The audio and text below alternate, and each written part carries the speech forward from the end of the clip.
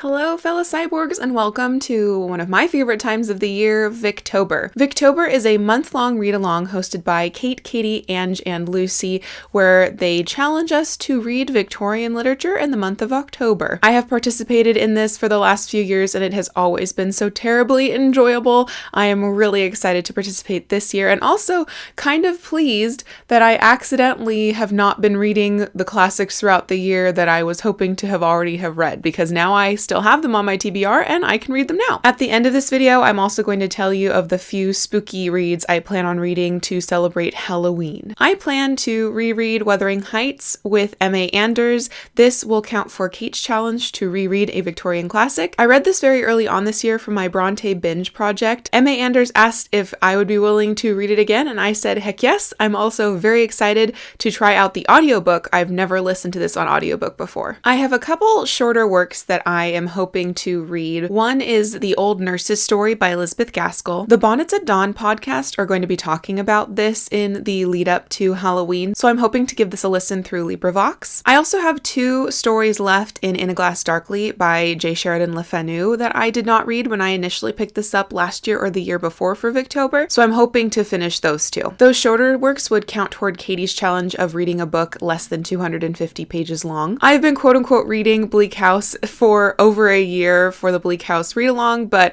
after the first few months I fell off the wagon. I'm hoping to finish this finally with the aid of the audiobook, and I'm really looking forward to binging all of Katie's videos on Bleak House. This would also qualify for Katie's second-ish challenge of reading something longer than 500 pages. Bleak House is like 1,000. Miss L Adventures and I will still also be working on He Knew He Was Right by Anthony Trollope. This is a close to 900 pages long book, so this would also qualify for the plus 500 page challenge from Katie. I will be buddy reading Ruth by Elizabeth Gaskell with my best friend, and I am hoping that this will be a lot less bleak than Tess of the D'Urbervilles, though both books center on the same theme. I'm also hoping to do a video comparing Ruth and Tess. Sarai from Sarai Talks Books and I will be buddy reading Sylvia's Lovers by Elizabeth Gaskell. Both these Gaskell books count toward Ange's challenge of reading a book by a female Victorian author, though not the bonus challenge because I have read Gaskell before. I believe these are the last two novels I have to read from Gaskell as well, so hoping to finish up the Gaskell bibliography this Victober. I will probably attempt to read by candlelight at some point. I'm not sure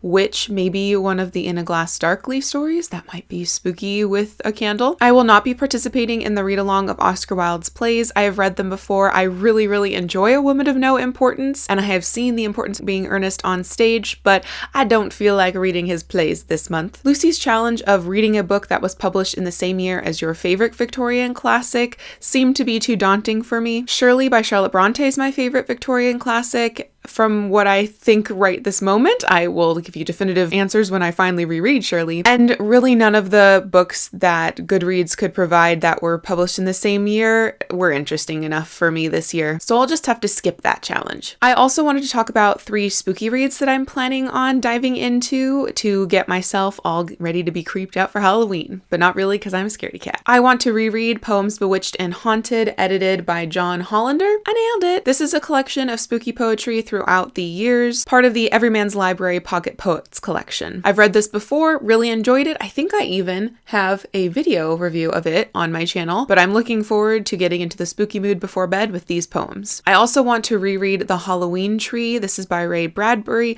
I read this years ago before I realized I loved Ray Bradbury. I remember almost nothing, so I'm planning on picking up this short work on one weekend leading up to Halloween. I've also had this collection of macabre Tales by Washington Irving for about 6 years and haven't picked it up. My mom actually read it because I was going to unhaul it and she said, you probably would actually like this. So I'm hoping this year to actually finally get through these tales. They're not Victorian because Washington Irving was American, but it has some very iconic stories. I'm sure you've heard of The Legend of Sleepy Hollow and Rip Van Winkle. That's this guy. I'm hoping to get spooked out by these, but enjoy them more than Edgar Allan Poe's macabre tales, who was also an American writer at about this time, I believe. So those are my upcoming Victorian and spooky reads. Please let me know in the comments down below if you are participating in Victober. Let me know if you have a TBR video. I would love to binge watch some more of those and hear people be excited for Victober. Thank you to the host of Victober for creating this and continuing to make it flourish. It is definitely one of the things that brightened brightens up my autumn and is part of my autumnal traditions. Thank